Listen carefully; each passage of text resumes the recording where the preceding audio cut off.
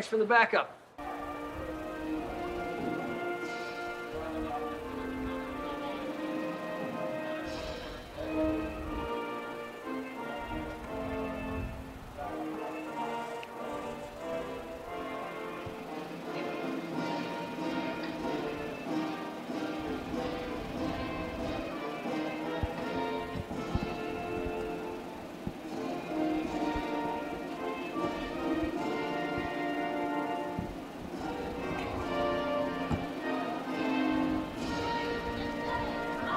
Welcome, ladies and gentlemen, to a sunny and beautiful day here in Whiting, Indiana, the site of today's competition between the Northwest Indiana Oilmen and the Indiana Panthers.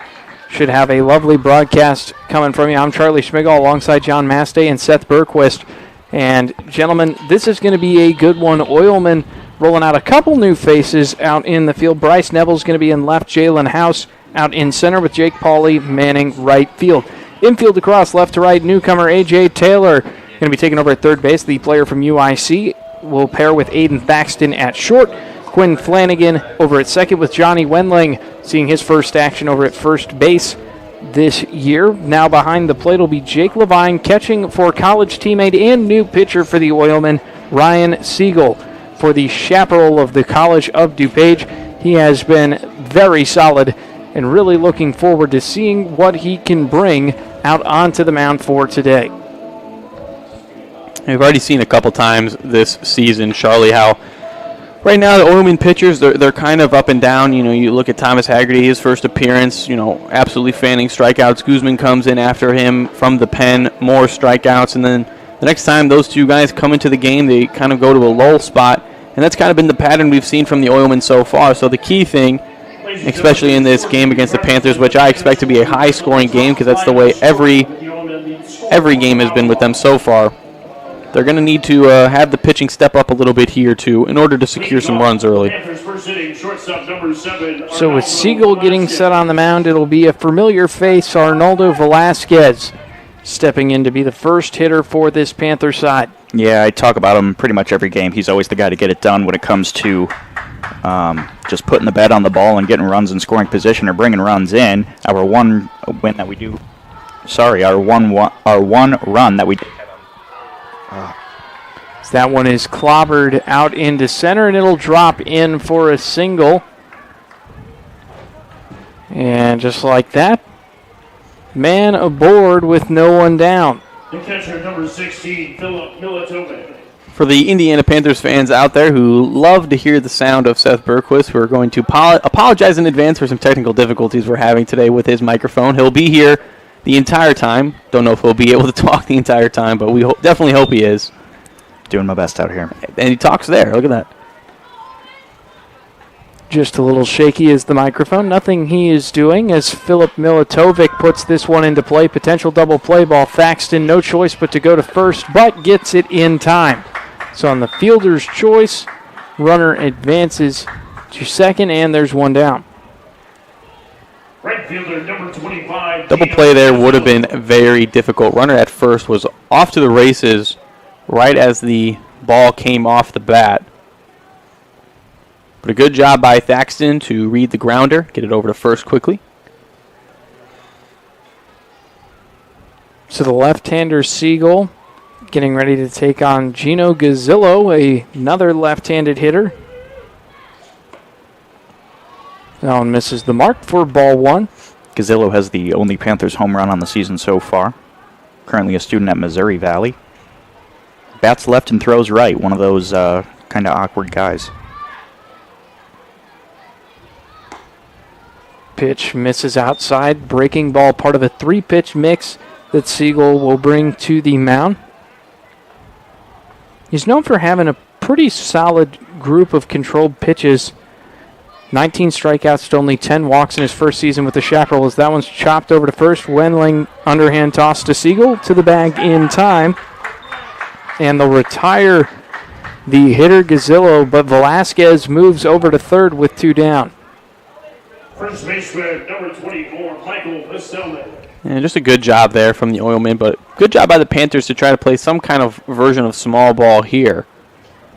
As I said, both these teams know what the other opponent can do to them, especially come the later innings, so it's important to get runs early. And the Panthers trying to move that runner now at third into scoring position. Now we get Michael Postelnik at the plate, who's batting 6 for 12 so far on the year. Really exceptional facing the lefty-lefty matchup as he floats that one into foul territory. A souvenir for one of the many lucky young fans. It's going to be an absolute dogfight in the grass territory today for foul balls. They're running around out there. Give him a helmet, have him pinch run for us. 1-1, chopped hard to first. Wendling handles it with ease and takes it to the bag himself. So the Panthers strand a runner at third, and the Oilmen go to bat for the first time when we return here to Oil City Stadium. Safety isn't a list of boxes to check. It's taking the best technologies out there and adapting them to work for you. The ultrasound that can see inside patients can also detect early signs of corrosion at our refineries. High-tech military cameras that see through walls can inspect our pipelines to prevent leaks. Remote-controlled aircraft can help us identify potential problems and stop them in their tracks. At BP, safety is never being satisfied and always working to be better. Who is the IBEW? We're the people who bring the power to your home, the ones who make sure your phone calls and internet keep speeding along. We build things like schools and hospitals. We bring the biggest shows and sporting events to the world, keep America's railroads on the right track, help cities, states, and the federal government work for you. And we proudly build products made in the USA. The International Brotherhood of Electrical Workers, the IBEW. Welcome back, ladies and gentlemen. Highland, Indiana Panthers getting ready to take the field for the first time. Brock Baranowski going to be out there in left field.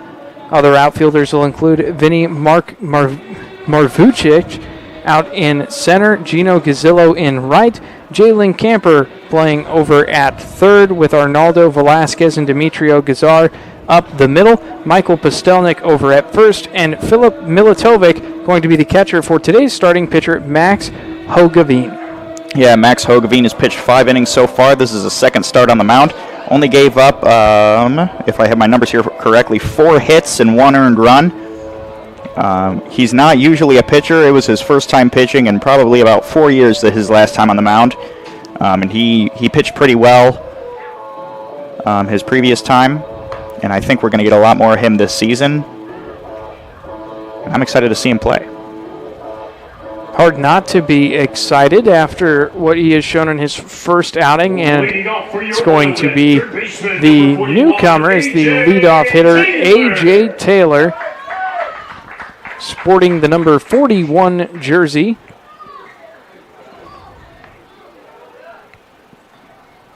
With so many guys on the team, you wind up taking whatever jerseys are left because they're running thin.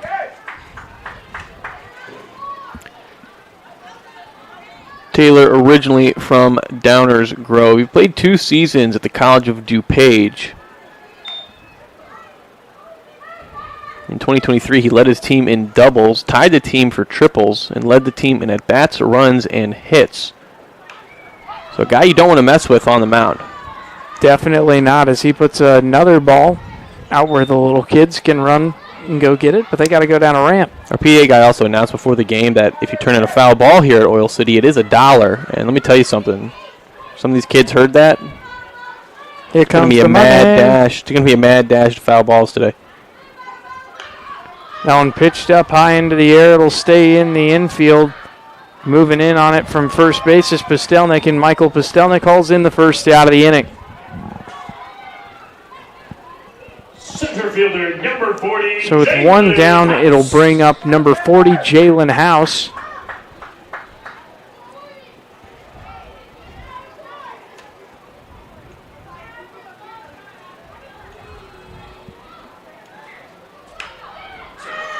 Now one pitched up and foul for House, who is a commit to Northern Illinois.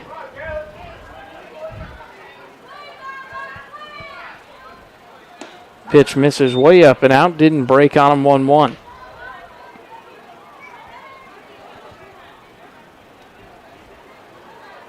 hard to get Max in his own head there. He's a pretty easygoing guy, and if he makes mistakes, he has a really good mentality of just going to the next pitch. He'll need to shake off a close one there. Just missed 2-1. You know, one of the things in baseball that you have to really master is both short-term and long-term memory. You know, you got to forget the things that frustrate you and get your emotions riled up, but you also have to remember the things that are eventually going to make you a better baseball player. If you strike out, you can't just forget the at-bat completely. You have to then go into your next at-bat knowing, hey, I can't hit this pitch, this didn't work for me. So it's a balancing act you have to play as a baseball player. Full count here, payoff pitch, swing and a miss, strike 3. Max Hogeveen picks up his first strikeout of the game, and with 2 down, it'll bring up Bryce Nevels.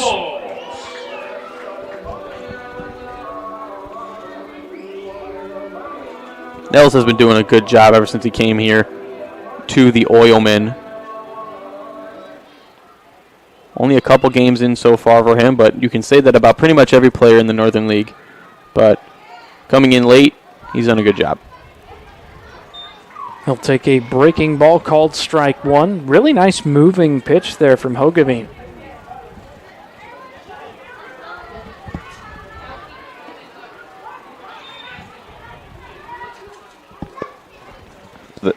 Oh, there we go. This is the noisiest I've ever seen this ballpark with all these kids here. And it's a constant chatter, too. It's like louder than the White Sox park right now. 1-1 on a line, drops out into left. Baranowski not going to have a chance at this one, and it will be a single. So 2 out knocked from Nevels keeps the inning alive for Johnny Wendling. Primarily see Wendling over at third, but he's slotted in at first base here today. Johnny Wendling. We even saw him catch the other day. I know you weren't here for that game, but he did a good job behind the dish as well. Utility guy to the max. Especially if you can get that catcher spot on your portfolio, definitely a utility guy. Wendling cranks that one out into center field. Marvucic is underneath it, and that'll be the 3rd out. So tied at nothing heading into the top of the second when we return here on the Oilmen Sports Network. Wait! Let me help! Lando Frost! Premium meat! Delicious! And no byproducts! Toss it in. Et moi? Okay. Whee! Make a smart choice. Lando Frost Premium Meat. We don't go to the office, we build it. This is a truism with Ironworkers Local 395 and the Northwest Indiana Contractors Association. Our goal is to exceed our customers' expectations. We provide a skilled, OSHA-trained, drug-free workforce, as well as many other certifications from our 4-year training program. Every time you hire an ironworker from Local 395, you should feel confident that you are receiving highly trained, highly skilled, and drug-free journeymen and apprentices who take their job and your project seriously. For more information, contact us at 219-763-7900 or ironworkers395.com. Welcome back, ladies and gents. Ryan Siegel back out on the mound following a 1-hit, no-run first inning. Trying to put together a nice little performance for him. And we get the 5, 6, 7 part of the lineup here for the Panthers.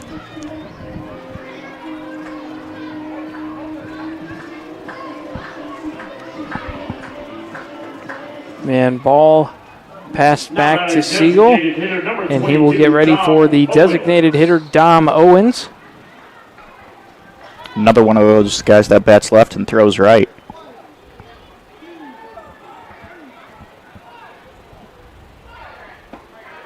So that one is in there for strike 1 for the Frankfort native. That is Frankfort, Illinois, not Indiana. I believe their high school mascot is the Pretzels. That is something for sure. Swing and a miss, strike 2. I need to look up that mascot now. And yes, a great note by our PA announcer Hayden.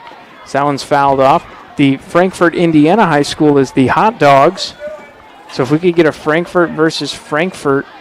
You think there's a school in Ohio that's like the Frankfurt like Stein of beer and really just combine it all together? It's like the perfect Oktoberfest. It is. Oh, that one taken hard up the middle. Chopper gets through to the outfield, and it's a base knock for Dom Owens to start off the second.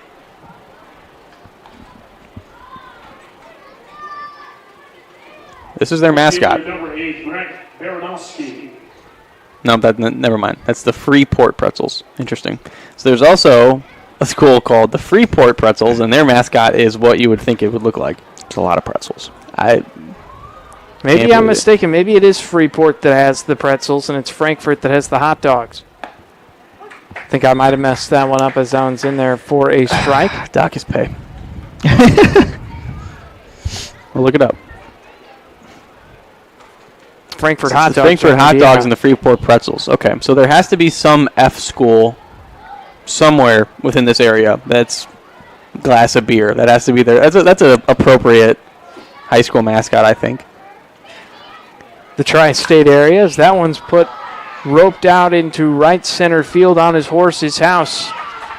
And Jalen House hauls in the first out of the inning. And their mascot is a dachshund with a little vest on that just has an F on it. Dachshund, also more popularly called wiener dog. The wiener dog, yeah.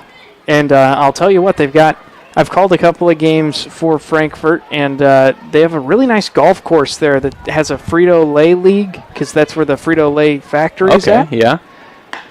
It's a nice public course. It's a good spot to go if you're ever down there.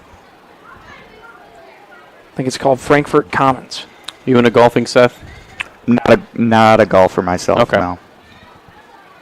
I'm not very good, but it's a good way to spend the day. As that one misses. 2-0. I'm of the mindset that you either go one of two ways. You either get really good at fishing or you get really good at golf, and I chose the route of fishing. I've chosen the other, but I'm a long way from being even remotely good. I'm definitely the same way with fishing, but I'm not going to admit that. No, that's fair. That's fair. I've caught some good-sized aquatic animals in my day. So this is Marvucic. Swing and a miss there. 2-2 now the count with one down and one aboard. I won't say it yet. Were you thinking hitters count at 2-0? I'm not going to say it. Hey, well, at least you were honest with it. That one fouled back. Couldn't be squeezed by Levine.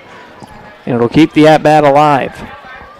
Hitters count famous last words of Griffin Winicky. He will be with us tomorrow as the Hammond Vikings come into Oil City. That one is belted out to right field. Moving in is Pauly, and Jake Pauly. It's a good read on that one for the second out. This game's moving right along here. Guys are putting the bat on the ball. Eventually, if they keep doing what they're doing, it's going to go one of these two teams' way. They're going to find enough gaps to get some runs across. So this will be Demetrio Gazar, the second baseman, stepping in. Gazar made his debut on Sunday against the Oilmen.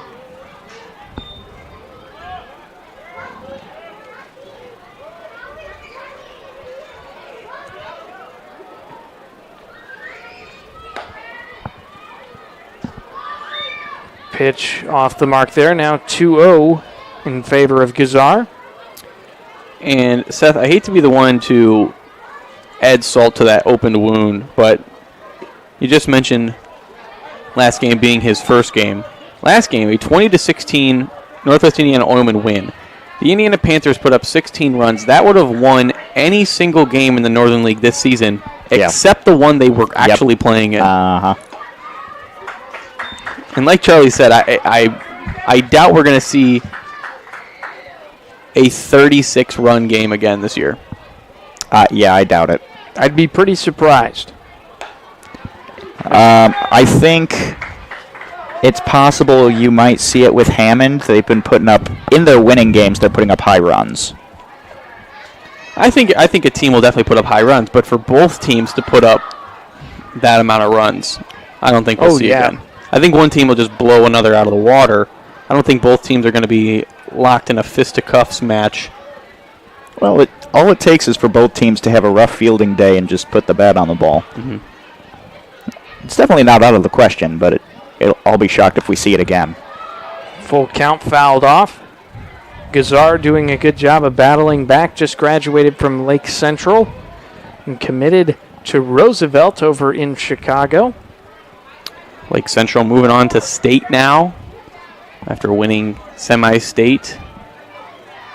Same ballpark that you worked in last summer, Charlie. That it is, as that's a walk, and the bases will now be occupied at 1 and 2. With Jalen Camper coming up. Yep, over at Loeb Stadium in Lafayette, Indiana. Really nice ballpark, as you were saying. You had mentioned that my favorite part of it, there's a water park in left field and a zoo in right. They're still working on putting something in center field. It's a public park, actually, that separates the two. Not cool enough. Not cool enough. Got to build something a little cooler out there for you? Yeah. It's a really nice ballpark. You know what that sounds like? That sounds like a create a park on like MLB The Show. Yeah, it does. Absolutely.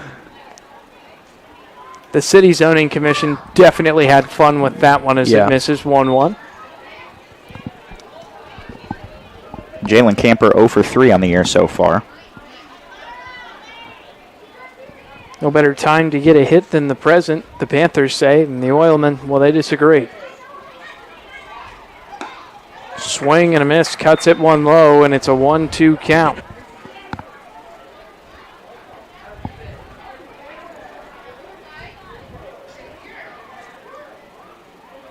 The Chicago native Camper awaiting the offering. That one roped up, and Thaxton can't get to it. That's going to fall for a hit. Runner coming home, and it's an RBI single coming from Jalen Camper. And a timely first hit for the Panthers. That ball kind of just died once it got to the outfield. It was a slow riser. And that's going to bring bring left field. Go ahead, Seth. That's cool. I got it back. That's going to bring us to the top of the order, and Arnoldo Velasquez, who's already 1 for 1 on the day. 3 hits the first time through the order for the Panthers.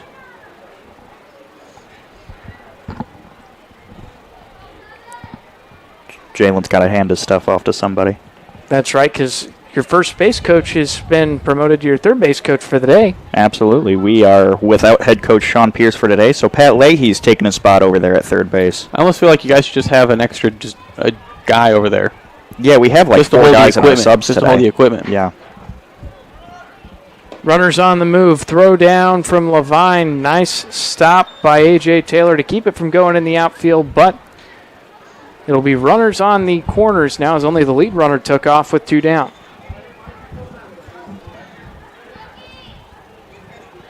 Camper pats himself on the chest, says, my bad, missed the steal sign. So it is Camper on first. So that one misses well outside, 2-0.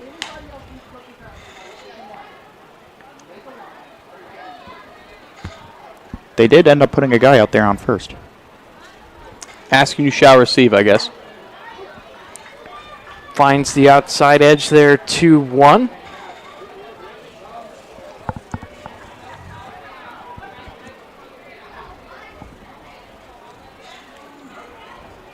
Velasquez chops it foul.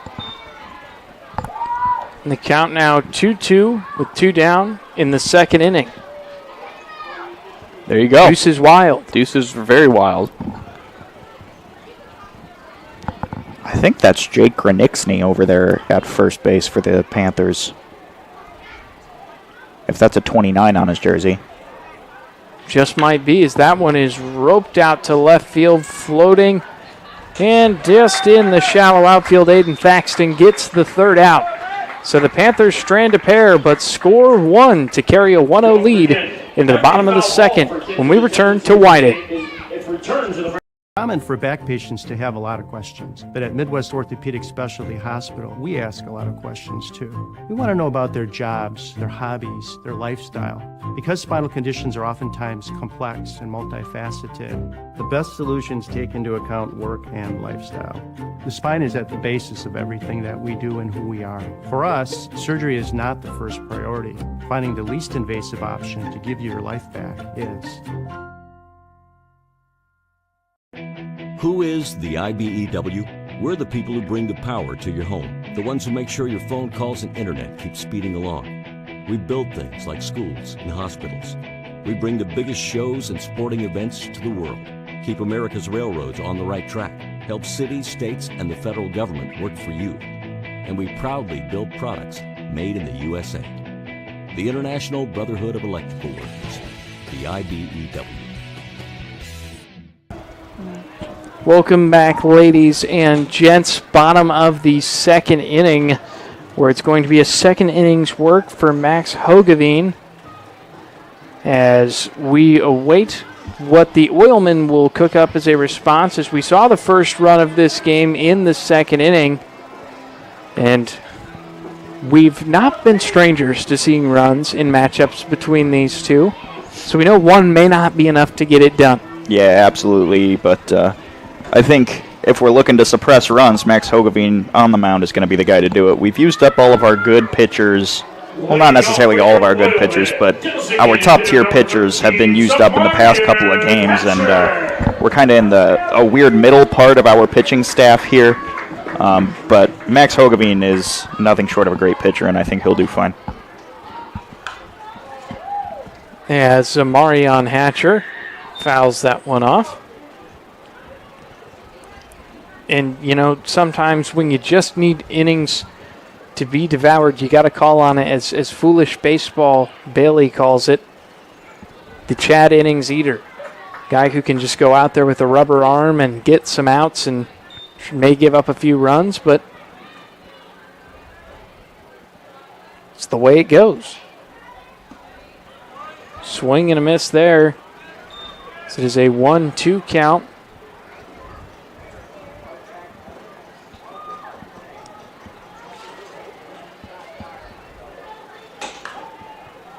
One, two, fouled off. And he'll see another.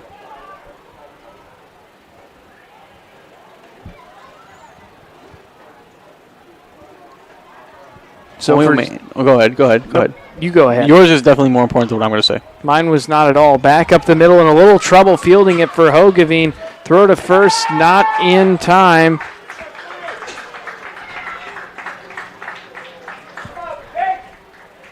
And that one will be scored as an error after some thumbs up, thumbs down debate. Will be an E1 on Hogeveen after being unable to scoop that one up, and it'll put a runner at first with no one down for Levine. Another thing, outside of high-scoring games between these two teams, we've also seen high error games on both sides. I'm sure that's something both teams would like to improve on here in this game today. And already the Panthers strike first in the E column. What were you going to say, though, before the... Oh, I was just going to talk about what was happening right there, but now we've changed the scenery, and it's Levine at the plate who puts that one out towards right field. Gazillo trekking back, nearly got a little too far in on it, but hauls it in for the first out of the inning. So once again, what you were going to say was definitely more important than what I was going to say, because I was going to tell people that Oilman Stan is currently signing autographs for kids. What a good guy that Oilman Stan is. Look at him go. Unfortunately, Oilman Stan Bobblehead Day had to get postponed due to rain. We will keep you all updated. Twice. It's now the second time it's happened. So third time, I think, is the charm. That's what they say. So we will keep everyone updated on our website and social medias, and also on the broadcast when that game happens. We want people to get their Bobbleman Stan bobbleheads.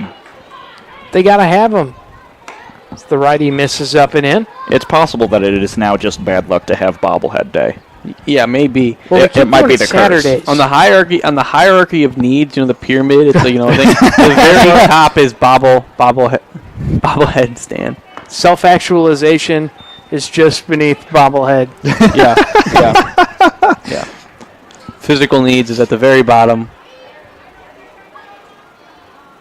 Oh, do we have any idea what the unicorn's name is? Lucky. Lucky. Lucky. Lucky the Lucky is unicorn. also here.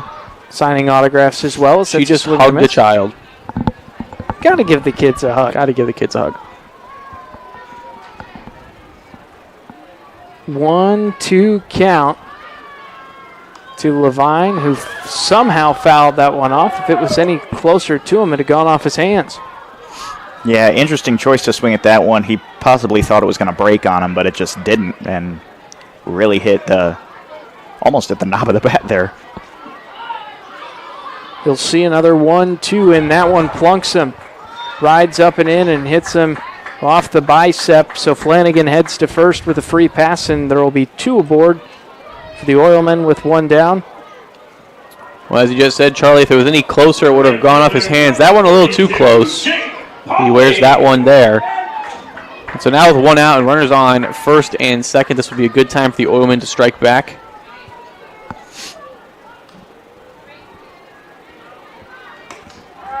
Pitch misses high. Ball 1 to Pauly, sporting the number 42, playing right field today. 42 was my number when I played. Was it? Yeah. Was there did you pick that number, or was it just given you? I picked it, but looking back, I can't remember why. Okay. But I've been 42 since I was like 8, so I... All right. Really, when you pick a number when you're young, you wind up just continuing to pick it because, it was the number you picked. All right. Breaking ball chopped to the left side, can't be played on by Camper. And Hatcher wanted it all, but gets held up at third, and the bases will be loaded with 1 down following the knock from Jake Pauly. Z definitely had in mind that he was going to round third and score, but Zunko held him up. Shortstop number 5, Zunko giving him some advice now. That ball just a little bit too shallow to left field. It would have been a close play at the plate. It was a decent throw in. I imagine he could have made a better one if Z was running.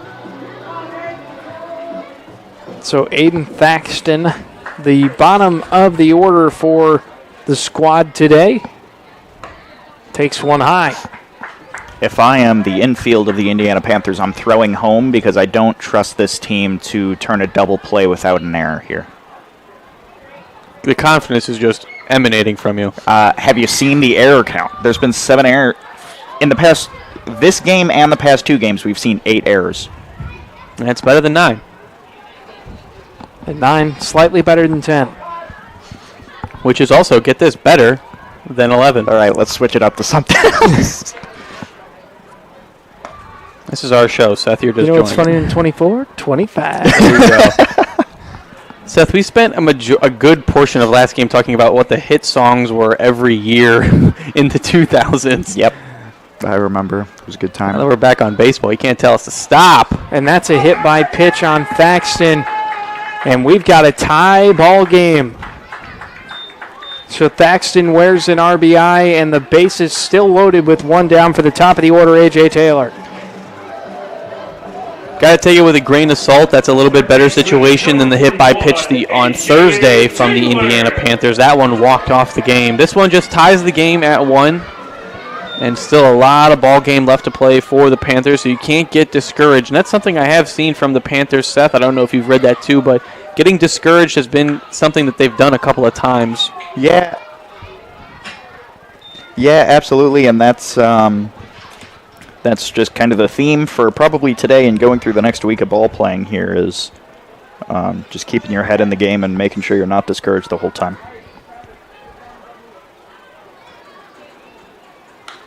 Delivery home, that one hammered out to left field, back at the track, Baranowski.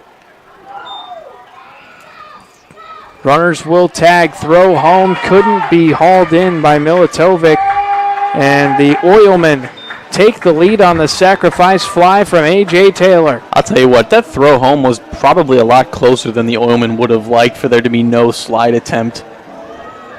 If he would have caught that ball, he really would have had a chance at him. Yeah, I mean, it's a nice, kind of almost like a leisurely pace jog home from third, but the Oilmen take the lead regardless. That ball was so hard hit. I was almost surprised it stayed in. I can't blame him for jogging in. Like, that throw is monstrous from out there. 300 into left field, 320 out. Just a couple feet to the right of that. 403 to dead center and 330 down the right field line. So interesting dimensions here in the outfield.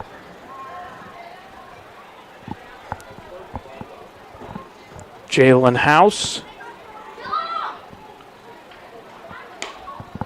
takes one up and out for ball one. Here at Standard Diamonds Park. Or as we call it, Oil City.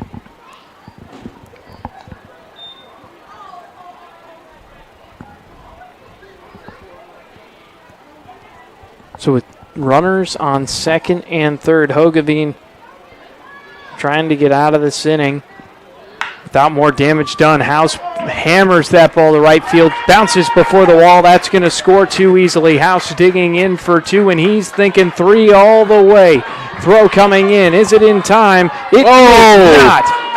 Excellent ability to avoid the tag, and Jalen House has a two-run triple to bust this one wide open, 4-1.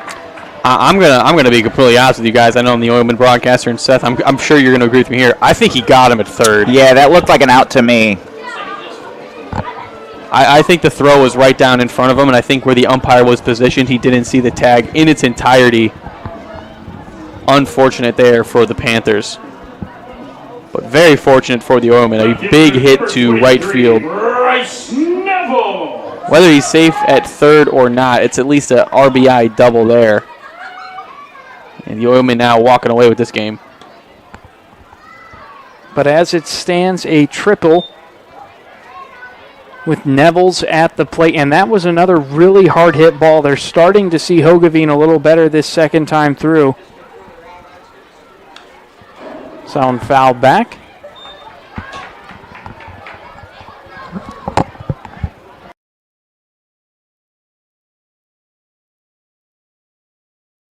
I was trying to get his attention silently. I appreciate you letting him know. That's all right. I muted us on the broadcast, so you didn't need to worry about it. Oh, well, I didn't see that either. Pitch in there with a 1-2 count now on Nevels. Our scoreboard guy and PA guy, Hayden Myers, forgot to add that fourth run onto the board. That one roped out into center field. And Marvucic is there, but the Oilmen hang a crooked number, 4-1 now the score as we head into the top of the third on the Oilman Sports Network. Do you like to work with your hands, creating something from nothing? Then think about Laborers Local 41. You'll get 432 hours of apprenticeship training, all while earning a wage with benefits and incurring no student debt. You'll travel to different job sites, learn tons of skills, and in a lot of cases, be the first one on and the last one off a job site. It all starts at laborers41.com. You guys are crushing it. See how 8 grams of healthy protein in Land of Frost premium meat gives you energy and keeps you full. Let's get those buns toasted and bread. Cheese, 10 more. Go. I'm getting shredded. Make the smart choice. Land of Frost premium meat. It's the third inning here at Oil City Stadium. John, Seth, and Charlie in the booth in the Brick House for your convenience. And it being the third inning means it's time for your third inning trivia. Once again, Charlie, you weren't here the other day when we officially started this, but I did tell you what we're going to do. Once again, for those of you watching on our Facebook, we appreciate you, as always, but you will be able to now have the option to answer the trivia question. The first person to give the right answer in our Facebook comments section on this broadcast will get ultimate bragging rights for a day until our next trivia question. And so you can really hold on to that. Gentlemen, today, your third inning trivia. I'm going to wait a second because Hayden Myers is doing the PA. Are you good now? You ready? You ready? Third inning trivia question. Once again, question at the top of the half, answer at the bottom half. Who was the last American League player before Aaron Judge to reach 54 home runs in a season? You asked for a modern-day question, and I'm looking for a modern-day answer. Uh-oh. I'm giving it some thought. Swing and a miss there at strike one.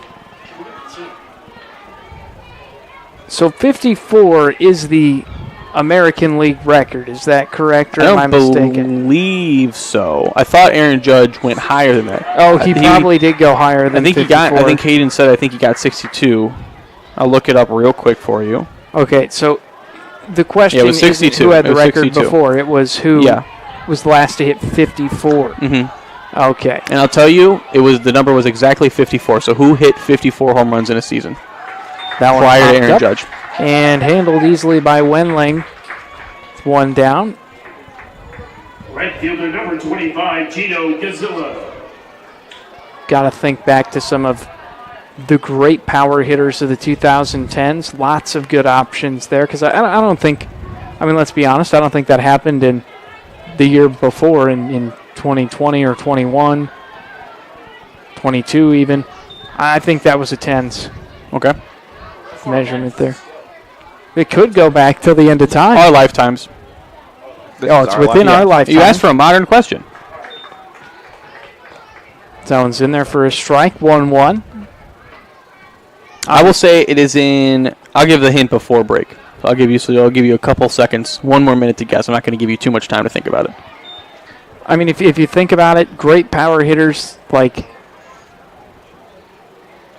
A-Rod was a great power hitter.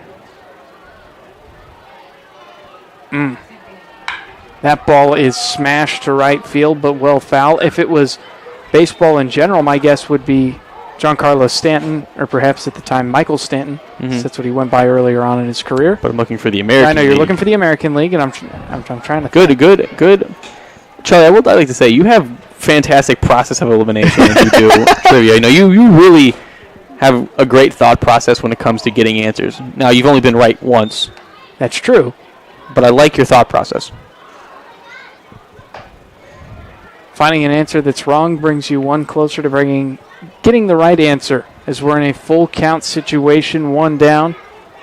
Siegel's delivery home, chopped over to first. And can't be handled. That's going to be an error on Johnny Wendling. And a real tough break there. Scores decision 8-3. So sure-handed normally over in any position that you put him in. I think he just got ahead of himself there. I'll say that's just kind of that's always the one con to having a utility level guy is it's a jack of all trades, master of none type situation. It's not a bad thing by any means, but I would rather have a guy who's an expert at first base than a guy who can just fill in at first base. If you watched Moneyball, you'd know defense at first base isn't all that important. It's what they say. It's not actually true. If you watched Moneyball, you would know that that movie isn't historically accurate at all. I still love that Ron Washington, when they're in the house, he goes, "First base isn't hard. Tell him, Ron." He goes, "It's incredibly hard. Is that supposed to be Ron Washington? That is Ron Washington. I never knew that. Current manager of the A's, former third base, or not A's, Angels, wrong A team, and formerly the third base coach of the Braves, And they won, correct? That is correct. Good for him. He was also the manager of the Rangers, as that one's taken out into center field. House on the move. Excellent range there. He hauls in the out. And now Ron Washington, you said he's with the A's? Angels. Angels, excuse me. Sorry. Yes. I A's. Spoke the first time. time. Gotcha. A's. I was going to call it. It's baseball purgatory is the word I use. But guys are just there to wait their turn to go to another team. That's more than likely better than the A's. Unfortunately, the Angels kind of have that same feel. Both of them 11 games back of first in the AL West as of yesterday. Tough. That's the word I'm looking for. A little trouble with the base over at first. Got to dig the old hole back out. I think Gazzillo slid back into first. Might have taken the base with him.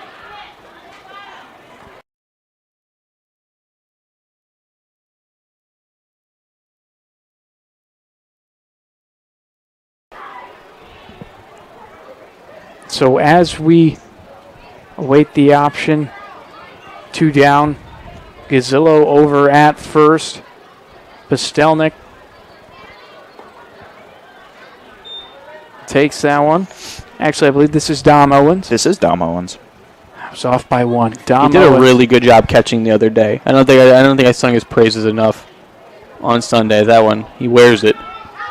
Dom Owens does wear it and goes over to first. So now runners at first and second. And Wendling obviously pretty solid at third as well. Earned his spot as the starter in his first year at UIS. But, now you've got a guy who is a starter at a pretty solid Division I program over at third right now, UIC. Really good in the Horizon League. 2 outs now here in the top of the third. A 3-run lead for the Oilmen. This could be a make-or-break moment for the Panthers, depending on how the rest of this game goes. John, you might remember that you obviously remember Dom Owens was behind the plate on Sunday, but you might remember that Milatovic, who is catching today, was the DH back in that game, so they have flipped roles today. It's really just the old switch. Just a puzzle piece that several pieces fit into one another. You just got to put them in the right spot to make a picture. And I talked a lot that last game about we have too many catchers. So you did 3, right? Yeah, I think we have 3 now. There might even be 4. No such thing as it. But when you're building a baseball team, the things you can never have too much of: lefty bats, catchers, and pitchers. But then you say that, and then you look at your team and you're like, all right, well, I have 5 catchers and 8 left-handed hitters. This doesn't make any sense. 2-1 runners on the move. Fouls that one off of his own foot. Home plate umpire did not realize it. Thankfully did figure it out when the hitter, instead of moving towards first, was standing staring at his foot. Excellent sell job there. Excellent. I do think it hit his foot. Nah. That's my official response. Nah, Breck's not one of those guys. Until he is. Dun, dun, dun. Barnowski, 0 for 1 on the day. He's in left field today.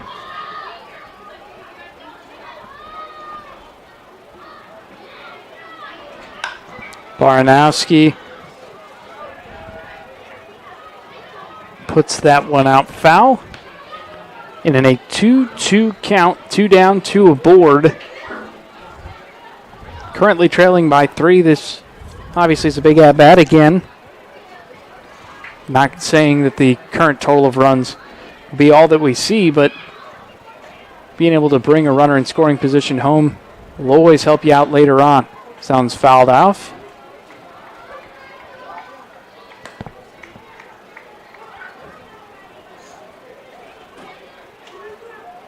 When we were in the top of the second, John, I think you might have said that this game was just moving right along. Yeah, like the Kermit the Frog song. Indeed.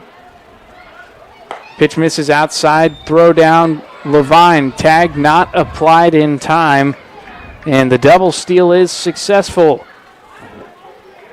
That's a big play there for the Panthers to try to eliminate the force out in case of a ground ball here. Now with a full count and 2 outs with 2 in scoring position. This is a big moment. Gazillo on third. Owens on second. Siegel comes set. Lefty delivers home. Hard hit ball over to third. A.J. Taylor flips it to the glove. Throw across the diamond in time for the third out of the inning. So the Oilmen survive the scare with 2 in scoring position and try to expand on a 4-1 lead when we return here to the Oilmen broadcast. We have a very special guest here with us today. There's a shortage of roofers across the country. Here at Roofers Local 26, our signatory contractors are in need of a well-trained workforce, and it's our job to provide that workforce. We are looking for people that are self-motivated, people that are reliable, people that are willing to give a hard day's work. In return, they get a good paycheck with good benefits. This is not a job, this is a career. If you're willing to put the time and dedication in, we're willing to provide you the tools and training necessary for you to succeed in the roofing industry. We've been doing this for almost 100 years. We know how to get the job done. Back here on the Oilmen Sports Network, get a good shot of the home plate umpire there. Bottom of the third here. which means it's time for the answer for your third inning trivia question. Once again, who is the last American League player before Aaron Judge to reach 54 home runs in a season? I'll give you guys a couple more seconds here. It was 2010. Ooh, 2010. And once again, if those of you listening on our Facebook or listening anywhere, go to the Northwest Indiana Oilmen Facebook, go to our comment section, and the first person to give the right answer will get ultimate bragging rights for the day. You guys got it? Yeah. All right, so Hayden Meyer says he's got an answer. I think he's got to make a little bit of an announcement here. He says Melgi Cabrera. All right, Seth, your answer. I was actually going to say the same thing. His same answer? Melgi or Miggy? Who are you saying? I'm assuming he's saying Miguel. Yeah. Yeah. So Melky's a different person. We'll get some clarification on which Cabrera they are referring to. Johnny Wendling steps in. Hayden, what Cabrera are you referring to? Miggy. Okay. That one line out to third, and Wendling sent packing for the first out of the inning. Seth says Cabrera as well. Charlie, your answer? I think it's wrong, but I'm going to go Alex Rodriguez. Okay. So the trivia points total will move to nothing, as it's still at 1. I'll just give this. Hunter, do you have a guess?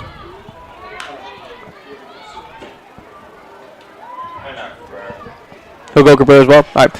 You just told us it was wrong. Trivia points is still at 1. The answer is 2010 Jose Batista. Oh. An electric You've never heard of Jose Batista? Do you not remember him getting into a fight with Rufnet Odor? Do you not remember the absolute greatest home run probably in the history of baseball? That's not crazy. Legendary pimp job. Not the greatest home run, but greatest bat flip of all time.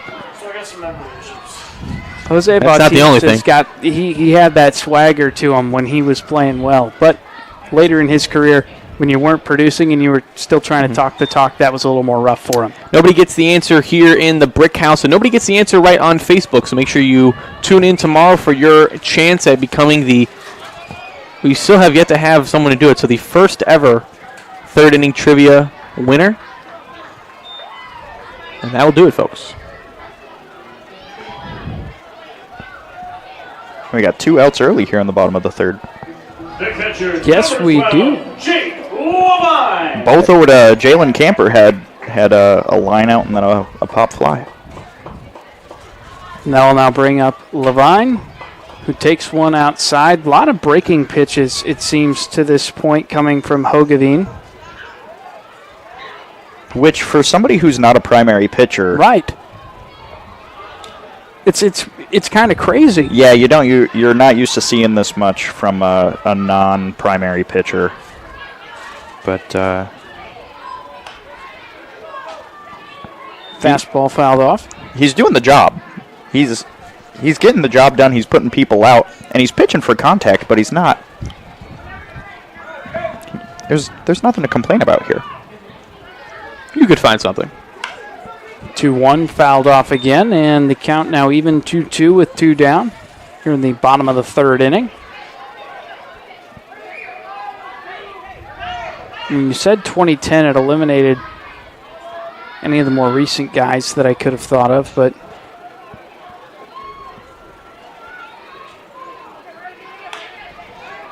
that one hits softly to third. Camper across the body. Throw pulls him off the bag, and that is going to be an E5. Scoring decision E5. And a man is aboard now for Quinn Flanagan with 2 down. Once again, another error there for the Indiana Panthers, and I'm going to cut that thought off completely as the local YMCA is trying to start the wave here at Oil City. That's significantly more important than baseball. You know, trying to coordinate a group of, it looks like most of the kids are maybe under 10. That's pretty tough. It's like hurting primarily, yeah. Right. Yeah. You can't even get them to walk in a straight line. Trying to coordinate them doing the wave across, I commend their effort. It's going to be difficult. It would be difficult for them to coordinate them in a straight line, do the wave, listen. However, if you coordinate and said, hey, I need you to track down every foul ball, in a second they would do it. So a 10-year-old's mind, under 10-year-old's mind, is so focused on just maybe the wrong things. Just got to give them the right task, and they'll find a way to get it done. Yeah. Tell them, I want you to find a walking stick. They'll find one anywhere, Find as that that's stick. in there with the punch out. Hogeveen gets the strikeout to limit the damage. 4-1 score in this one when we return top of the fourth here from Oil City. Safety doesn't come in a box. It's not a banner that goes on a wall. It's not something you do now and then, or when it's convenient. It's using state-of-the-art simulators to better prepare for any situation. It's giving offshore teams onshore support, and it's empowering anyone to stop a job if something doesn't seem right. At BP, safety is never being satisfied and always working to be better. Miller Lite tastes great. Let's fill it. Tastes great. Let's fill it. Tastes great. It is both. It is both. It is both. It is both. It's both. Hey, thanks for the backup. Welcome back, ladies and gentlemen. You just saw a commercial with a guy who would have been a good guess as well, David Ortiz. Jorge Posada also a good guess. Yeah, I would say been a good guess. Obviously, it wasn't right, but it would have been a fine guess. Would have been a fine guess. Waiting for Siegel to be ready to go. And again, Siegel, the southpaw out of the College of DuPage. He has got a pretty interesting resume on him. When I asked him to fill out the form with our information, he let me know, I distinctly remember this, that he is a former professional Fortnite player. The video game. Yeah, all right. Competitive. Wow. Competitive Fortnite player. Now, how good was he? Here's the real question. I mean, he got paid for it by definition. No, I think it was just competitive, not professional. I mixed up my wording there. Please don't take away his eligibility. It was competitive. I mean, you get me and my friends on a game of Fortnite, it gets pretty competitive. It gets so I want to know what the I think qualifying like is. That's pretty cool, man. It is, and he also plays the guitar, which I also cannot do. So I'm teaching myself right now. It's not easy, especially when you're self-taught. Got to blame the teacher, right? I won't go that far. Is that breaking ball's in there for strike one? During the commercial break, I showed Hayden Myers the infamous ALDS Jose Bautista home run, to which he replied, "Oh yeah, I know this guy." So, got that straightened out. Is that against the Rangers? Yeah. What a fun series. I love baseball. I love sports. Just good old sports ball fan. Go Sports. Pitch misses, and it's now 1-2. I'll tell you what, the BP refinery looks a lot different in the daytime. It does. You don't just have the lights, as that one is roped, but well foul to the right of the line. Definitely looks a lot cooler at night, but I do still appreciate it during the day. That eternal flame still going. I think that's why they call it eternal. When the sands of time move on from us, that flame will still continue. Okay, Socrates, let's just call the baseball game. That one's floated into foul territory, hauled in by Levine for the first out of the inning. Sorry to get philosophical on you. Yeah, I mean, like, I was just talking about a burn tower at the BP refinery, and you took it to deep thought. Yeah, when we were talking about, philosophy at one point, someone explained, what they consider philosophical intelligence would be as that's a liner over to Wendling. Nice job over at first to handle that one for the second out of the inning. It'd be like looking, a conventional intelligence would be you look at a tree and you go, hey, what kind of tree is that? And you tell me it's a birchwood tree. And then I ask you that question and then you respond, well, why do you think it's a tree? What makes it a tree? Okay. Is it the bark? Is it? All right. There's bark on a brisket. Why is a brisket not a tree? Is this what they're teaching you at law school?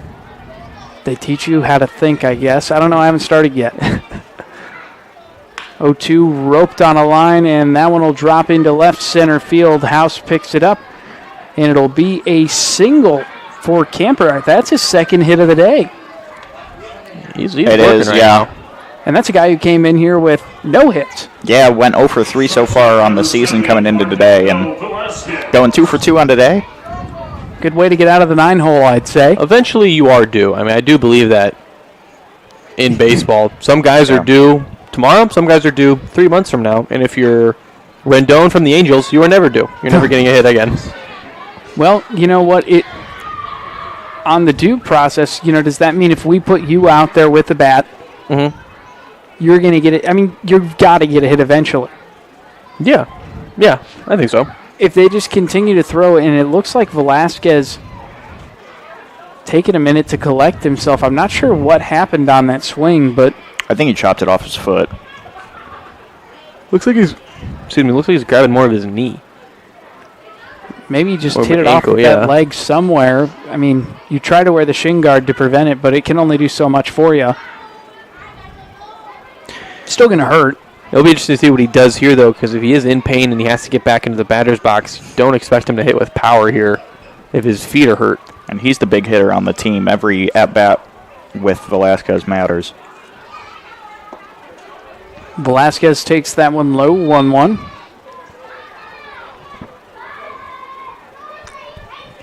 For Ryan Siegel, spelled S-I-G-A-L-E. Floated out into right field. It's got a chance, and it drops out into no man's land between Flanagan and Pauly. And that's back-to-back knocks for the Panthers. Well, I just said don't expect him to hit for power, and that definitely wasn't that. Just enough to get into the kind of that Bermuda triangle between second, right, and first. But a base hit nonetheless. Yeah, I mean, you take what you can get, and even though he didn't put any power on it, I mean, you can hit it a ton of places in the ball field without power, and you'll get on base. Hey, that floater and a line drive off the center field wall still go down as a single in the scorebook. Yep. So that's right, and it's better than an 125-mile-an-hour line-out. So that one's in there for a strike. Granted, if you hit it 125 miles an hour, you're going to turn some MLB scouts' heads. Yeah. And you're also going to turn some players' heads as they duck out of the way. They won't even have time to duck. So that one floats out foul. Count now 0-2. They wouldn't have time to duck, let alone quack. They'd certainly waddle off the field after getting walloped by it, though. They would definitely migrate to the dugout. Keep it going, Seth. I don't even... Quack. Not a duck guy, Seth? No? I mean, I think they're cool. There you go. That's one way to put it. It's really all I got for you. It's a duck. It's a duck. So it's an 0-2 count, 2 down, 2 aboard.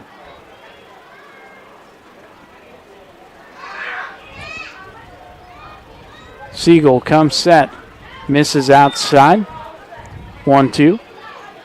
And you can't even say we're too far off of baseball talking about ducks because, I mean, the pitcher's name is Siegel, so at minimum we're in the bird domain. Yeah. Yeah, for sure. No way. I mean, there's fowls. That's a chicken, you know. There you go. 2-2.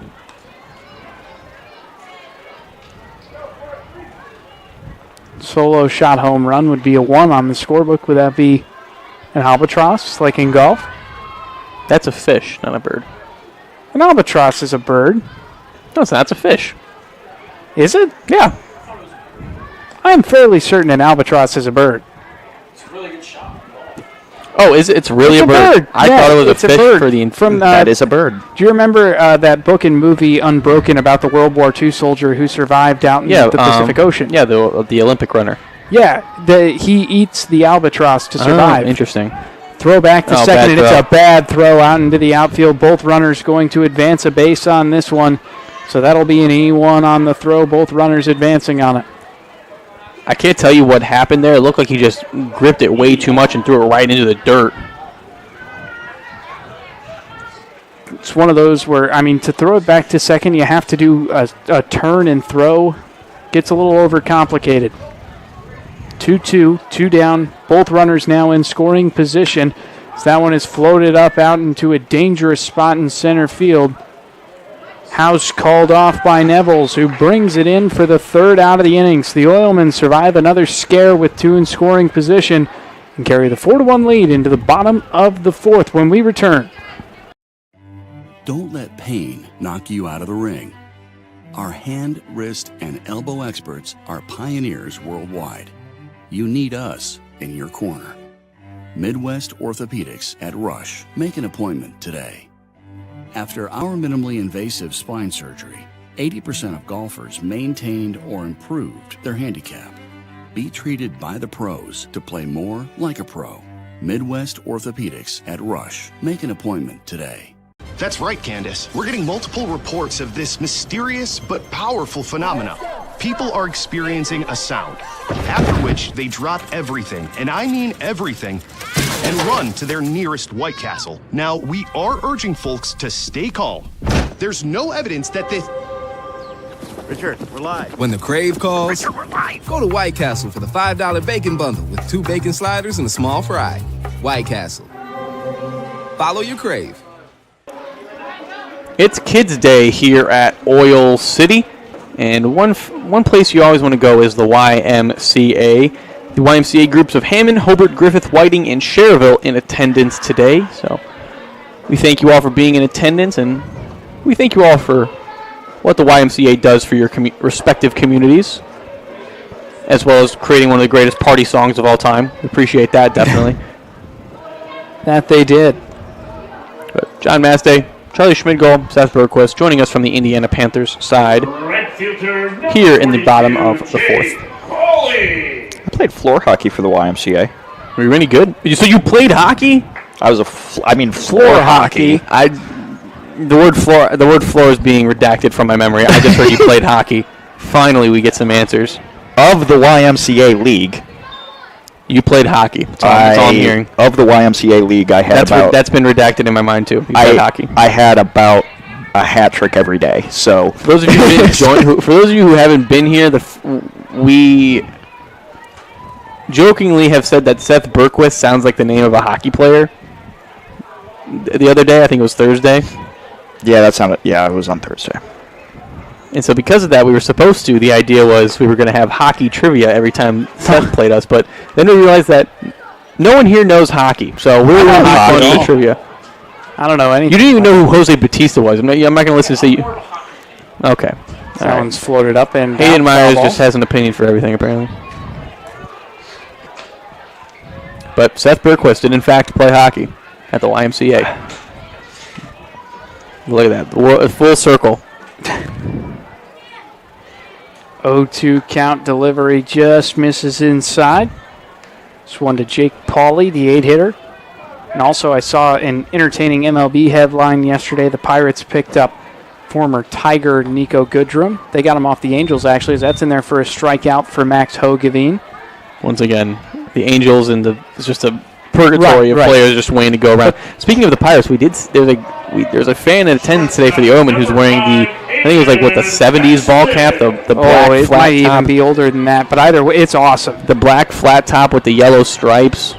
Yeah, it's got the three horizontal stripes on it. Oh, it's a great hat. It's an amazing hat. One of the best Pirates hats there's ever been, as that one is put into play by Thaxton over to short. Velasquez throw across in plenty of time for the second out of the inning. But anyway, with Goodrum getting picked up by the Pirates, the headline from MLB Trade Rumors was Pirates get Goodrum. There you go. All right. It's almost like, of course they did. Someone was either fired or vastly promoted on that one. There's no in between. There was no just like a hey, good job. No, there was massive change was made. Change was made on that one. That's a great headline. Really is, and A.J. Taylor wears that one as he'll head down to first base with 2 down. We've seen this for a while now where both teams get 2 quick outs and then the inning gets extended by bloop hits, errors, hit by pitches.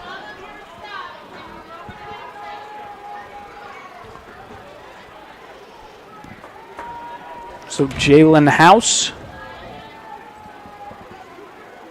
steps in and looks as though Velasquez has been taken out of the game for Romano.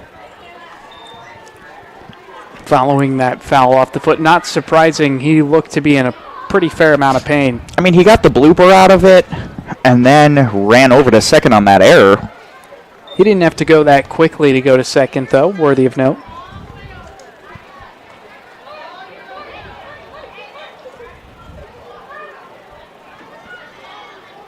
Check back at first. Plenty of time for A.J. Taylor.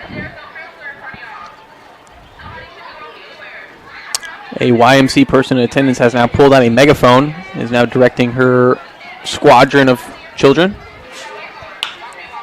I was actually about to say that one is down for a hit for House. On his horse is Taylor, and that's going to be a double for Jalen House. Gets the House on their feet. With 2 in scoring position and 2 down, it'll bring up Bryce Nevels. Good hit there. Yeah, what I was going to say is I actually have my megaphone in my car. Why, can I ask you why you have a megaphone? So my freshman year, I lived in the dorms at Purdue, and on Saturday mornings, you know, when we had a football game, you had to rally the troops. You had to get everybody ready. So it's got like you took that upon yourself? Oh yeah. Student section leader out there? No, not at the game. They don't let you bring it in. You just for the walk over. So what I'm hearing is you would wake up. Oh no, the train horn would wake me up. Okay, so you would wake up. Yes, you would I'd wake up. You'd wake up. You would take it upon yourself to rally the troops to probably go get blown out by 30. My freshman year, we were very good at football under Jeff Brom. Thank you. I don't recall that. Actually, my freshman year was the year where there was the debate at who was going to be the starting quarterback between Jack Plummer and Aiden O'Connell, as that one is floated out foul. For those of you who don't know this, Charlie Schmidgall is a product of Purdue. I, John Massey, am a product of Indiana University. And so, yes, there's a little bit of resentment between the two of us. Yeah, you don't want to talk football with me. My school just hates both of you. Yeah, I was going to say. Indiana State over there, no one really cares about your opinion. And that's strike 3. So we will head into the 5th inning when we return. 4-1 the score here from Oil City Stadium. We don't go to the office, we build it. This is a truism with Ironworkers Local 395 and the Northwest Indiana Contractors Association. Our goal is to exceed our customers' expectations. We provide a skilled, OSHA-trained, drug-free workforce, as well as many other certifications from our 4-year training program. Every time you hire an iron worker from Local 395, you should feel confident that you are receiving highly trained, highly skilled, and drug-free journeymen and apprentices who take their job and your project seriously. For more information, contact us at 219-763-7900 or ironworkers395.com. BP's natural gas teams use Smart App technology to share data from any well instantly, so they can analyze trends and stop potential problems in their tracks, because safety is never being satisfied and always working to be better. 15. I know who it is. Top of the 5th inning here on the Oilmen Sports Network, which means it's 5 o'clock somewhere. Miller Lite, great taste, less filling. Official sponsor and proud sponsor of the Northwest Indiana Oilmen. Please drink responsibly. But the 5th inning also means it's time for 5th inning today in sports history. And today in sports history, 1967. There was a movie made about this one. 1967, Ford beats Ferrari at Le Mans, which was very big. That was today? Yeah. Oh, wow. It was today. 1981, the Mariners beat the Orioles 8-2, which, all right, that's just a regular baseball game. Good old-fashioned baseball. Players walked off the field, and then the MLB strike happened, which one of the many MLB strikes that happened, but the 1981 strike starts today. And in 1992, the Seattle Mariners are sold for $125 million to Nintendo of America. That's right. Is now worth $2.2 billion. So really, really good business investment there from Nintendo of America. I think they've since sold off the majority of their shares. I do think it is now no longer, whether they're not complete owners or majority share owners, but they have resold it, and that's where you get the $2.2 billion evaluation from. Yeah, and either way, they have made an incredible amount of money off of that. The MLB franchises have skyrocketed in value. Yeah, I mean, that's just everything in period. But the Mariners, and there's a couple other teams like this, but the Mariners have a huge following in Japan, probably more so than any other MLB team. You could probably say the Giants, maybe the Dodgers now because of Shohei Ohtani. Dodgers probably have some now. Cubs are picking up a little because of Shohei Imanaga. And that's just you got to give credit to where credit is due. But Ichiro Suzuki. Oh yeah, he kind of paved the way. He not kinda, he did. I mean, there's really no argument about that. I mean, if you count his Japanese professional career, his stats, and you fold that over him, I mean, he would be unequivocally statistically the best player of all time. I mean, he'd probably have 1,000 plus more hits on his. He's one of the greatest contact hitters of all time. Oh, for sure. There's no dispute about that. I mean, he kind of integrated that, slapstick out of the box running style that you see in softball a lot, and he really kind of introduced it, I'll say, back to baseball, because it was a popular 1-2 back over the shoulder catch by Bryce Nevels.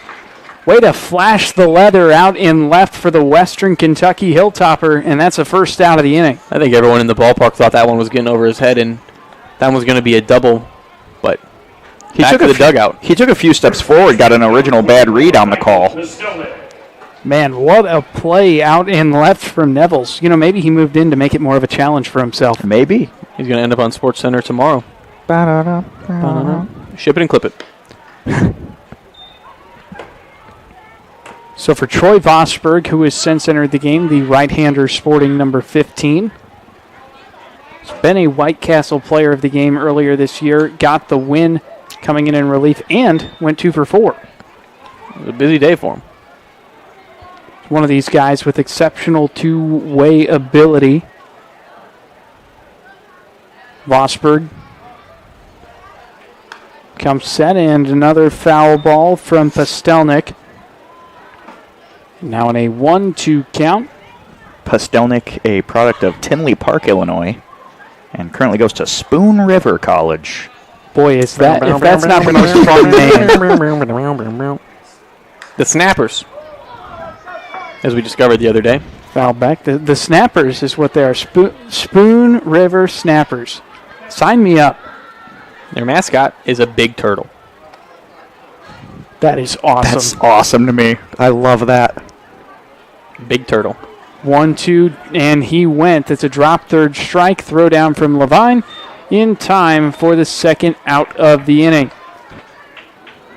A couple quick outs for Vosberg, and he will now see Dom Owens. And once again, we've seen this a couple times already. 2 quick outs, and then the inning gets extended just a little bit. We'll see if the Oilmen can finally just close the book on the top of the 5th here, or if it's going to be another extended half inning.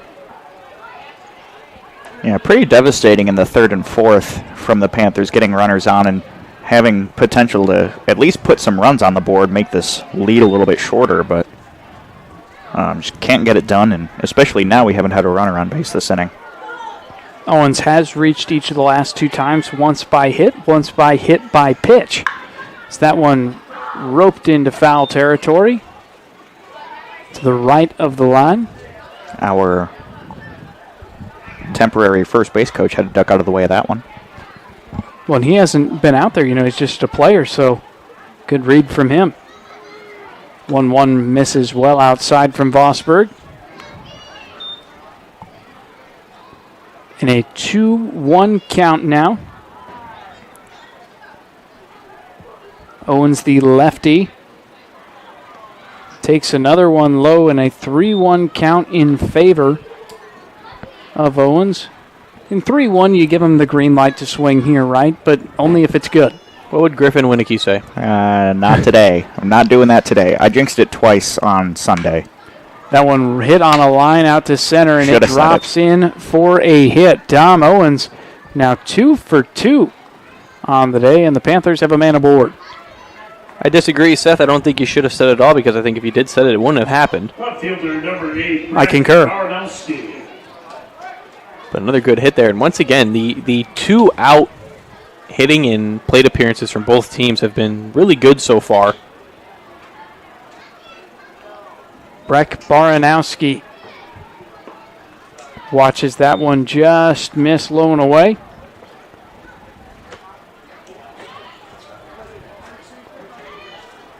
1-0 the count. 4-1 ball game. If you're just joining us here in the top of the 5th. So that one also misses 2-0. Panthers out hitting the Oilmen 6-4 at this point. Check over at first. Couple errors committed by both sides as well. 2 apiece. So you can't say those are necessarily the difference because they've both done it. Swing and a miss. Nice breaking ball out of the hand of Vosberg. And man, that thing just kept going. I think the Panthers' errors have ended up leading to runs, though. This may be true, as that's in there for a strike. 2-2 now the count. Well, run singular. Unless you're referring to the other way. Well, no, he's referring to the Oilmen. Fair enough.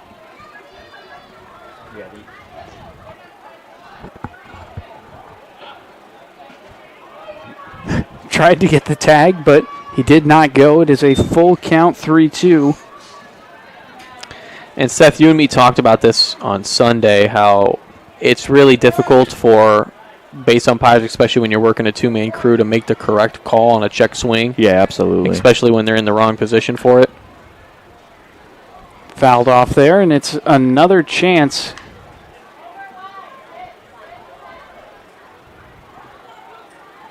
For Breck Baranowski.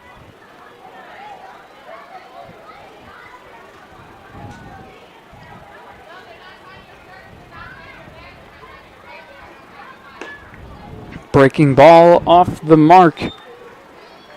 And it'll be runners at first and second for the Panthers as the lineup moves on to Vinny Marvucic. Center fielder number 9, Vinny Marvucic. 0 for 2 on the day. Had a pop out to the catcher in foul territory and a fly out to right field so far today.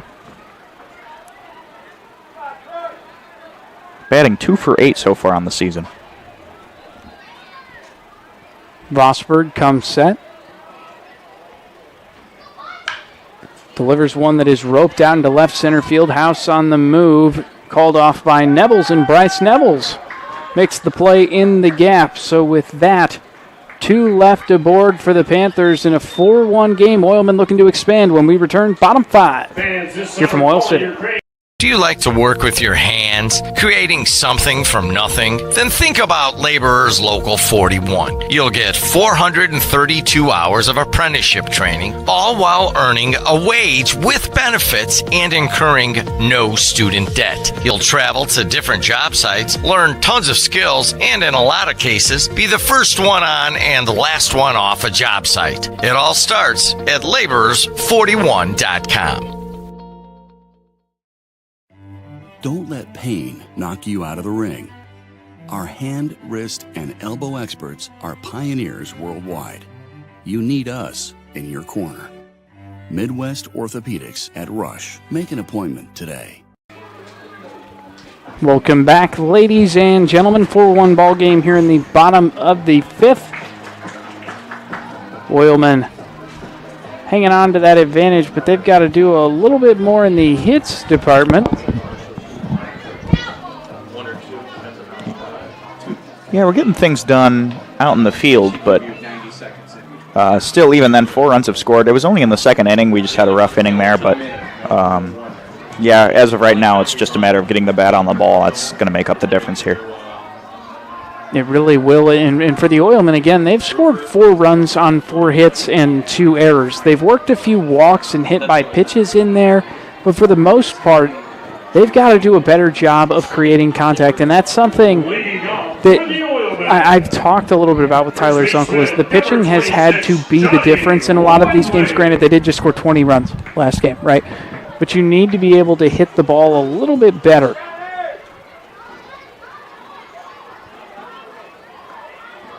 As we see ball 1 offered into Johnny Wendling, manning first today.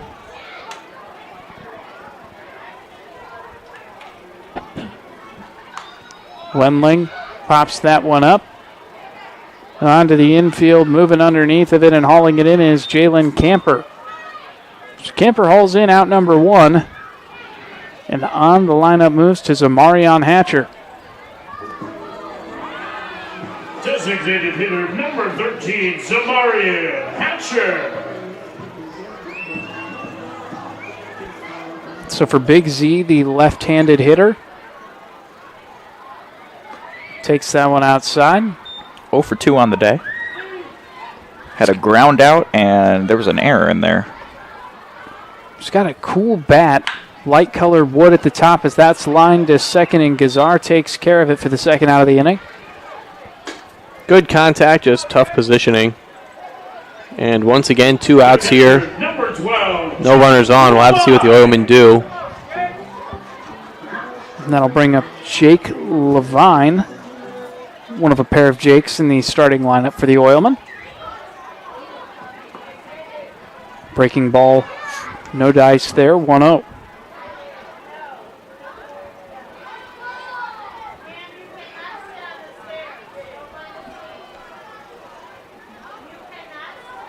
Don't know what Hogeveen is stepping off the mound there for. Didn't like something. Delivers that one in, poked out to right field. Really on his horses. Gazillo can't get there, and it's down fair. Rounding and looking at 2. He's thinking 3. Digging in is Levine. It's going to be a ground rule double, which is unfortunate for him because he could have had it all if it didn't leave. Once again, 2 out hitting and 2 out plate appearances from both teams. Very good today. And depending on where that one goes and how it's fielded, potential in the park home run. Potential, I'll say that. Second baseman, number 20, Quinn Flanagan. Yeah, Gino Gazillo out and right. Got a lot of ground covered on that ball. He was only a couple inches away from catching that in the glove. Well, with the wind coming in from left field, it just pushed it a little bit more so than where it would have lied. Makes it hard to track it down when the ball's always moving away from you. So now a 1-0 count on Quinn Flanagan. Flanagan, another chaparral from the College of DuPage, pops that one up and it'll go out of play. 1-1. Headed over towards the residential area, perhaps a gift in the backyard. Or maybe it's not a gift. Maybe it hit something important. It's not a gift. It's a curse. It's what you get when you live by a baseball field. If you live by a ballpark or a golf course, you better have good insurance. Or shutters. Shutters are helpful too. But you've never seen the way I hit a golf ball. Shutters aren't going to help. Is that a threat? Yeah, move your house. Yeah, just pick it up and get out of here. 2-1 as that one's floated out into right field. Gazillo has a read on it and brings in the third out of the inning. So the Oilmen strand a runner on second. 4-1, still the score when we come back. Top of the 6th, here from Oil City.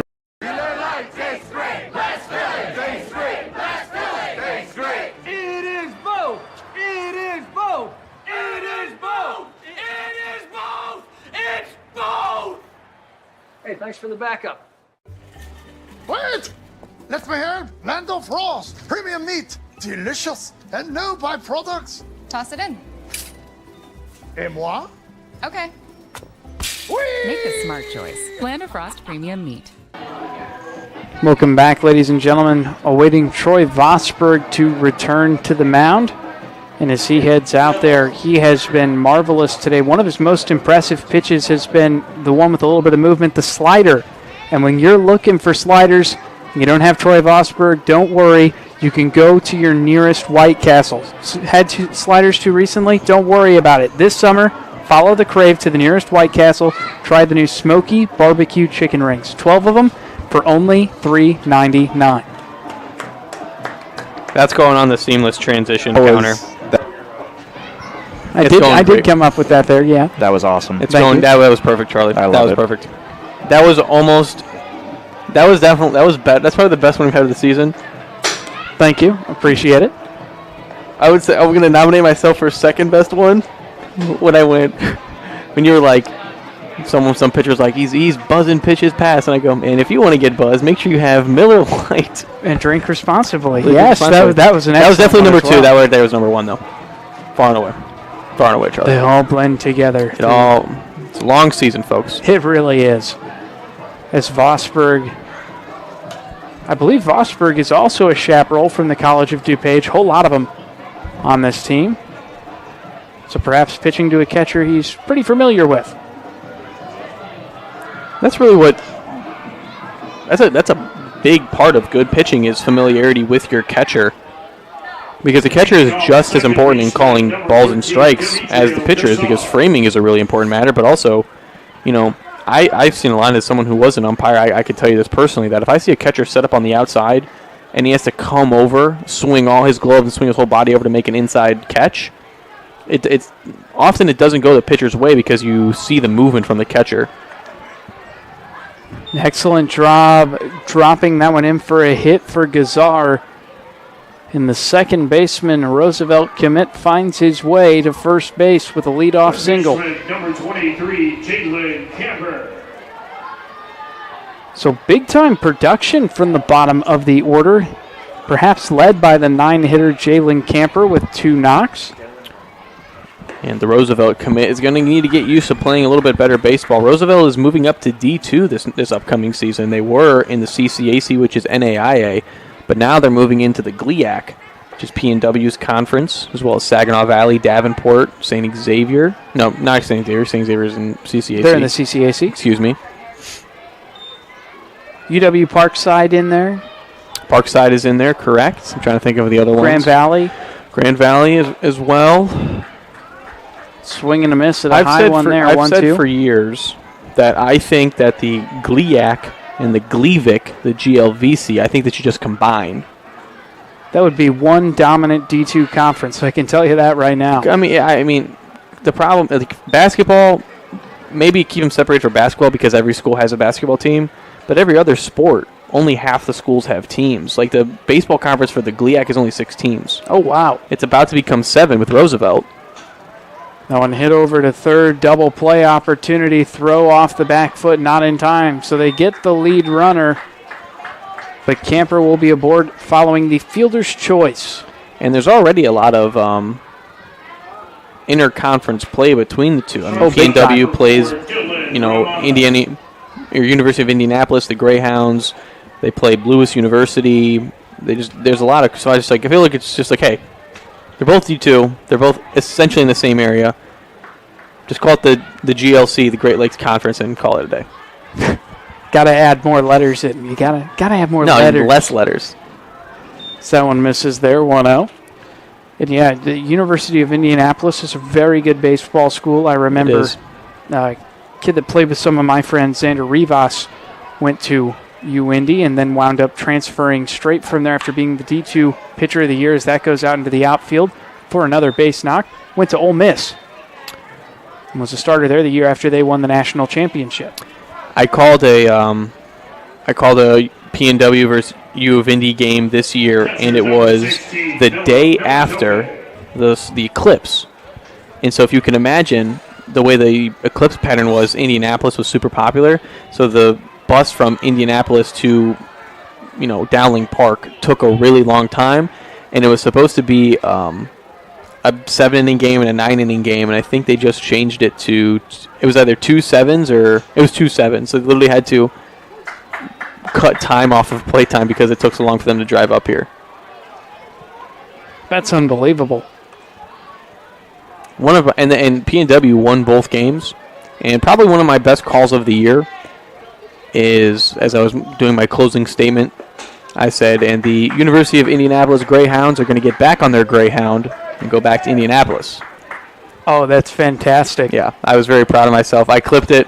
I played it in my sleep. It was white noise for me that night.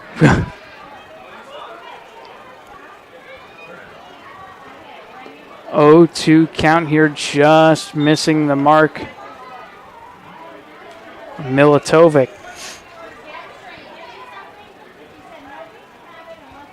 So with runners on first and second, 1 down. Milatovic does represent the tying run at the plate. Swings and misses. strike 3, and it's a punch out for Troy Vosberg. We've been scoreless this entire game outside of the second inning for both teams.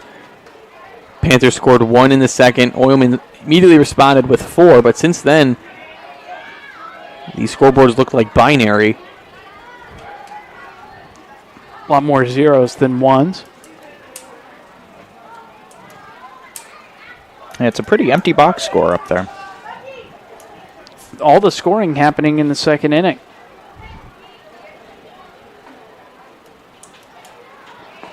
Pitch misses low to Gazillo. Out there playing right field today. He's got some braids hanging out the back.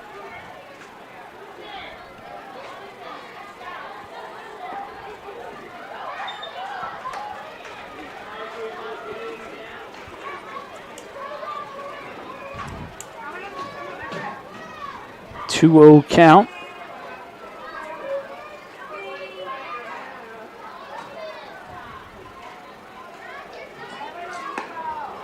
That one does find the zone. And for Gino Gazillo, the Missouri Valley player, not the conference, the school, JUCO.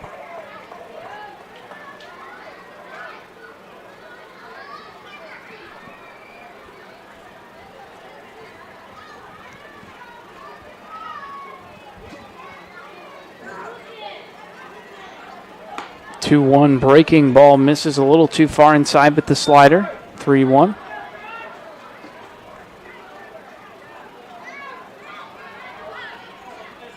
And again, thank you for joining us on this earlier start day. 11 a.m. first pitch today as that one is belted out into right field, moving back at the track, at the wall, and foul. He hit it a real long ways. Just for your sake, Seth, wanting him to straighten it out. For me, not so much. And we had a very similar situation. Luke Fasseth, who isn't in the lineup today, did the exact same thing to left when we were down by 5 in the 9th against the Oilmen on Sunday. With bases loaded as well. Runners on the move in a 3-1 count, and it'll now be a full count. So you would anticipate the runners will be on the move yet again. Full count, 2 down.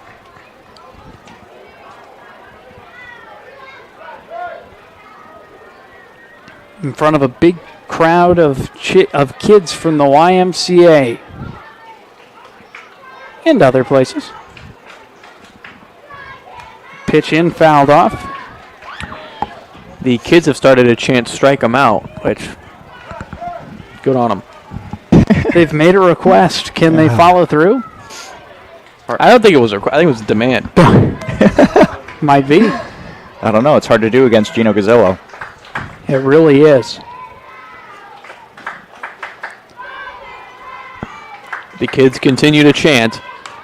That one popped up.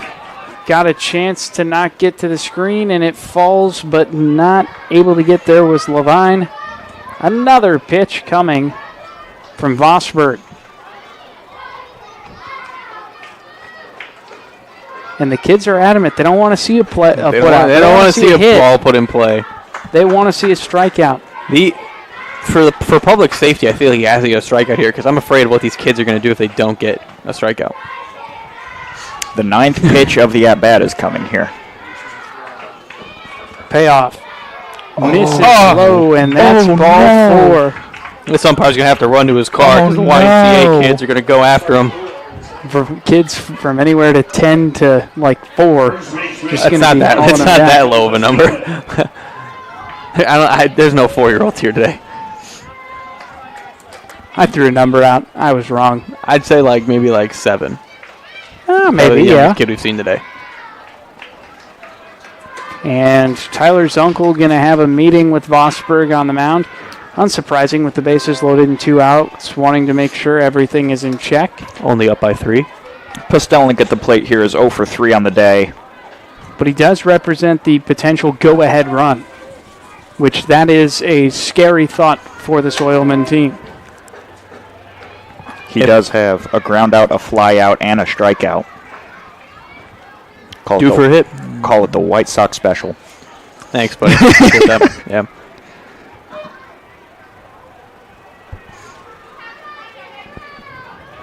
The next time the White Sox commit an error in the game, I'm going to call it the Indiana Panthers special.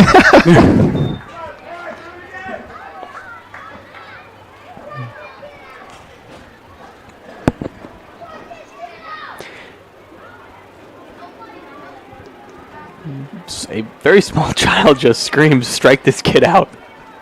He's getting impatient. His demands are not met. he might clear the bleachers on him.